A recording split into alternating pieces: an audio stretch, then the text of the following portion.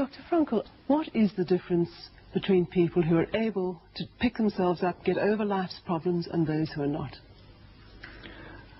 The decisive factor is decision, the freedom of choice, the freedom to come up with a decision. It should be, I would like to become this way or another, in spite of conditions that should only seem to fully determine my behavior. I wish to act freely as a responsible being, which is a human being. I wish to act in accord with heredity and environment, owing what I become to them, but also, if need be, in spite of the worst conditions. This is exactly what you could watch and witness under severe, extreme conditions of stress or of tragic conditions. Just think of people living for several years under the worst conditions for prisoner of war camp. There's a whole body of psychiatric literature about that, or for that matter, in concentration camps. And this is what should be acknowledged.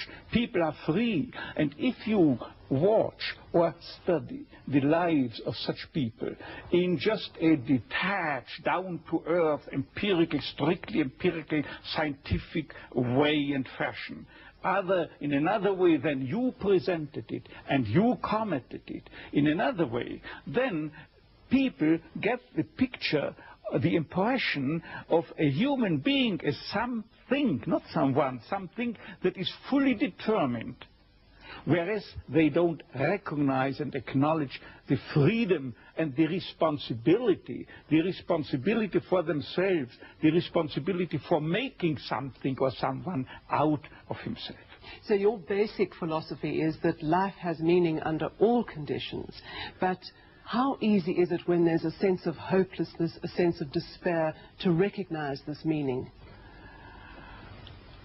Let me confront you with a somewhat strange definition of despair. As I'm used to proclaiming is that despair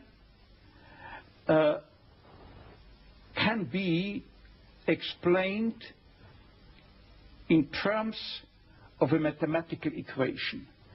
D, capital D, equals S minus M. What does it mean? Despair is suffering without meaning. As long as an individual cannot see any meaning in his or her despair, he or she will certainly be prone to, in its suffering, I wanted to say, no meaning in the suffering.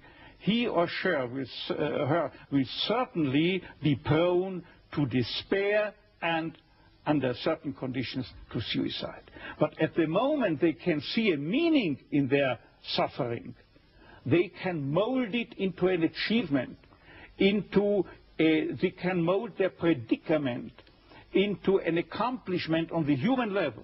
They can turn their tragedies into a personal triumph. But they must know for what.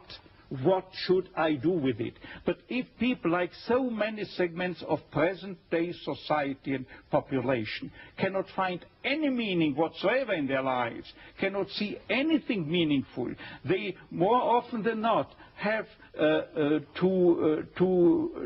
something to live by, or say at least enough to live by. They cannot see anything to live for. What is the answer to the question, why me? Why did this happen to me? The answer to such a question is nothing that a psychiatrist or any other type of a scientist can come up. But I would not share the opinion of, say, Jean-Paul Sartre, who said we have to accept and to shoulder courageously, heroically, the absolute meaninglessness of our lives. But what I think is rather that what we have to accept is the incapacity of our humanness, the incapacity to recognize the ultimate meaning in intellectual or merely rational terms.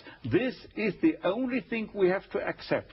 But still, we may believe in ultimate meaning, but to lead someone, say a patient, to eat the way for him to such a belief, to faith, is of course not the business or job to be carried out by a psychiatrist, but rather by a theologian. Tell me, to what extent do you feel we have choices in the things that befall us? Our freedom is a finite freedom, a limited freedom. That is to say, a human being is never fully free from conditions, be they of biological or psychological or sociological kind. But the ultimate freedom is always and remains always reserved to ourselves. That is the freedom to take a stand to whatever conditions might confront us. How we react to the unchangeable conditions is up to ourselves. In other words, if we cannot change a situation, we have always the last freedom to change our attitude to that situation. So even at the moment of death, they were able to take meaning out of that moment of death. Exactly. You see, there is what I'm used to calling, when speaking to my students, as the tragic triad of human existence, consisting of pain, death, and guilt. Nobody is spared suffering from diseases, pain. No one of us human beings can escape death, finally. And there is no one who could keep himself free from guilt. It is not possible. But always, as I put it before, always suffering, tragedy can be turned into a triumph, into a human achievement. And as to death, it could well serve as an incentive to responsible action.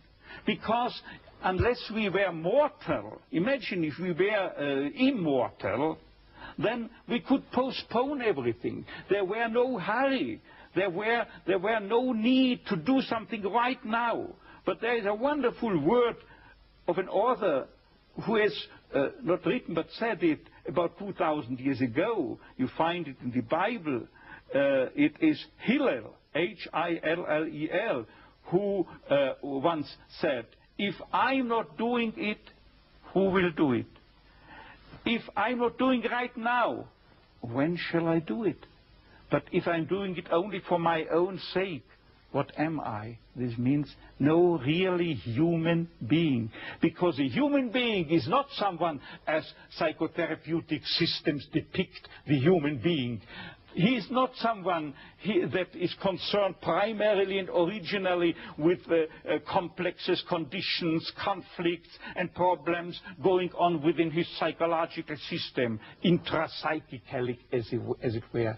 But normally, fundamentally, originally, primarily, basically, any human being is concerned with something out there in the world, is concerned with someone out there in the world, a work to do, a job to complete, a task, a meaning, a mission in life waiting for him exclusively to be materialized, to be actualized by him and by no other person.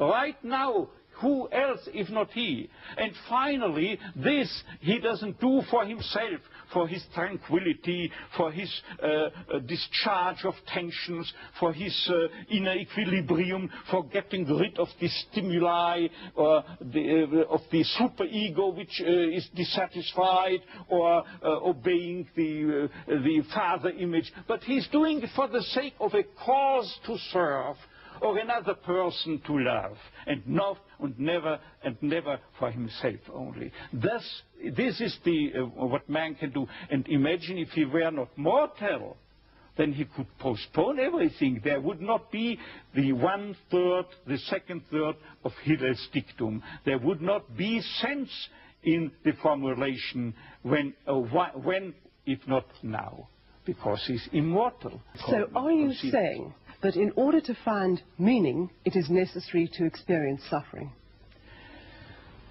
I wouldn't say it is necessary to experience suffering. What I say is just that meaning can be found under each and every condition in life, even under the worst conceivable conditions, provided that it is a situation you cannot change. Remember, I said this explicitly. That means, provided that the cause of your suffering cannot be removed. If you can remove the cause of a suffering, say in case of a cancer, by surgery, you have to undergo surgery. If you are suffering from a severe compulsive obsessive neurosis, you have to seek psychotherapeutic help.